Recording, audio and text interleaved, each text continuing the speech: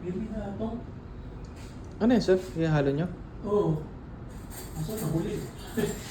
Paano ihalo? Sa kape? Oo. Nahuli. Pero okay lang yan. First pour pa lang naman ako. Yan kasi nagbibigay ng lasa. Pero yung beans, ano na siya? Increase na rin siya ng, ng pitch. Oo. May, ano kasi yan eh, may kasama na siya.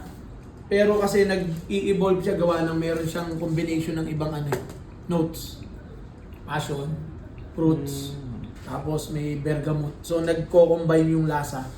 Hindi mo mapipil mo yung peach, pero mas ano, combination kasi cacao nibs, milk base, may ganun siya. Kaya sasabihin mo, parang iba yung ano nito ah. Tapos lalo na pagka nag-ano ako, yung, anong tawag dito?